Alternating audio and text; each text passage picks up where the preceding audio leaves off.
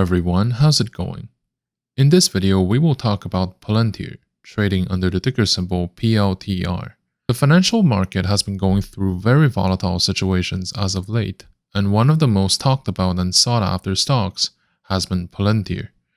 In today's video, we will go through what the company does and what it represents, the recent price actions, the company's financials, and my recommendation regarding whether it should be bought, sold, or held. If you appreciate my content, please consider to drop a like, comment, and subscribe to my channel. Also, please check out the link in the description section, as every help is greatly appreciated. Over the past few days, Palantir has been trading around $8.58, which marks a relatively positive note over what the stock saw before, with a far stronger selling pressure.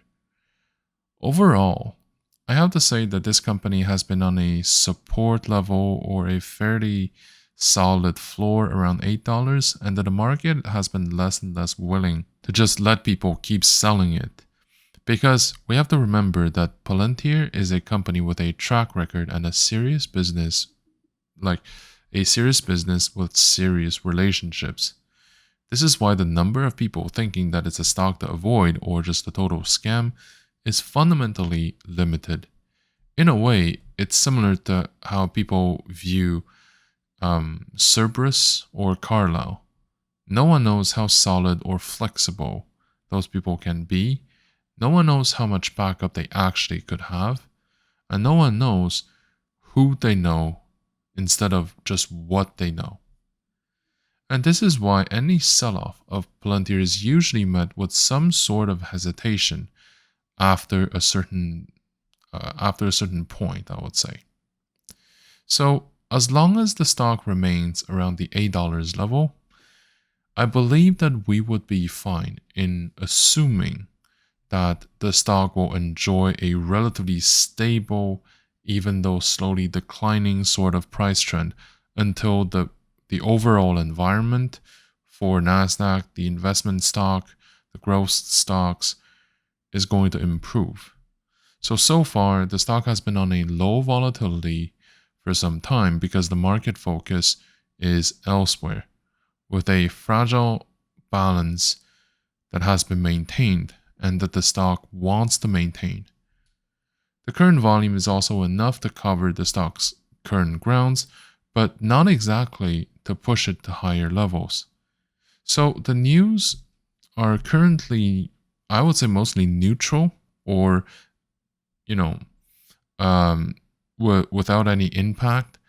And it's mostly fed by the speculators or just mass medias. I would say that we will see much more volatility once the financial reports and new projects are announced. If we look at the long-term price action of Palantir, we must ask ourselves whether this company will have a place in the economy of tomorrow. We know that the company will not be profitable for another few years. That much has already been priced in. We also know that Palantir is in a highly sophisticated area of the economy, and that it aims to become the analytic dashboard of the wealthiest entities around the world.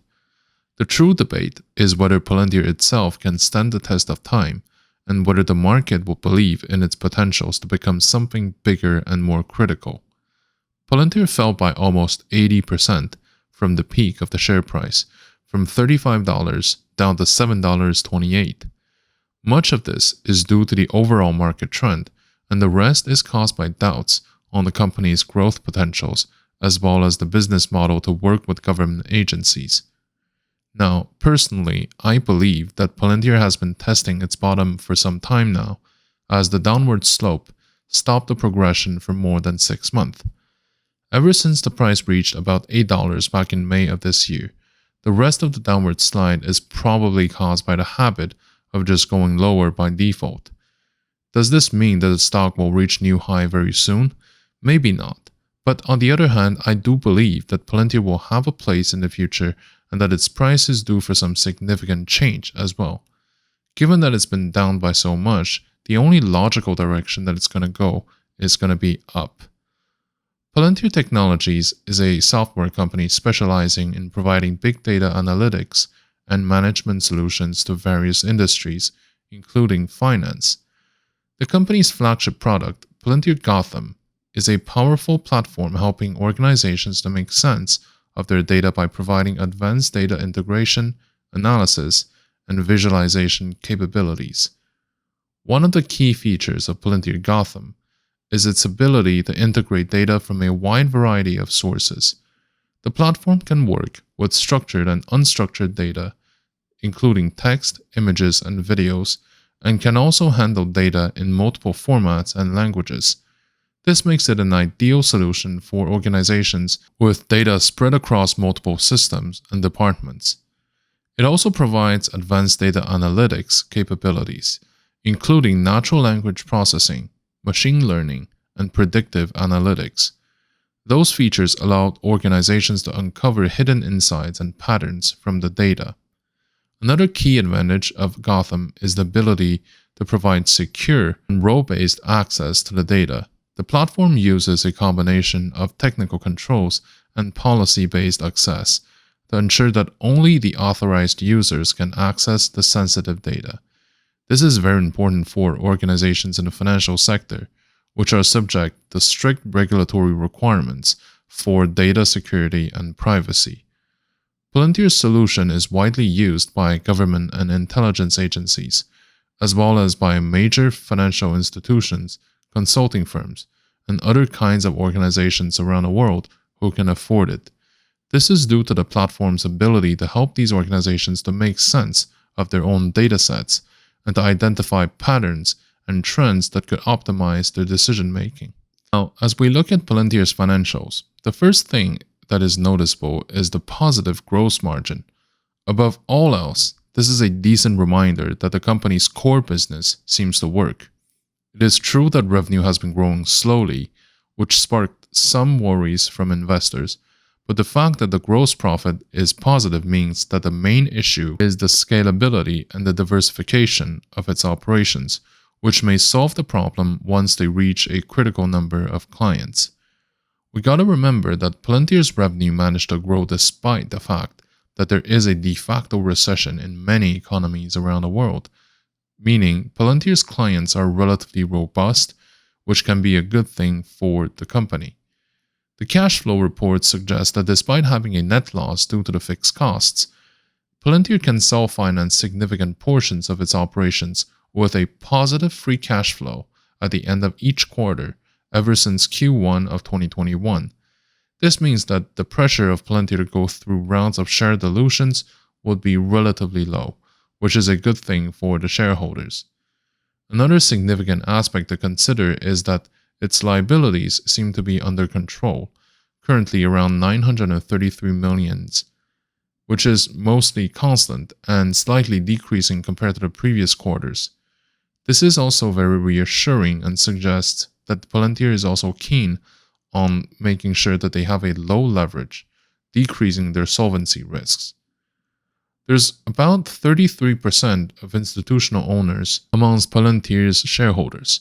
So what this means is that Palantir does have a significant endorsement from the money managers, but they are largely outnumbered by the retails, and that there will be a significant chunk of people going in and out of the stock based on the market movements and the short-term price actions.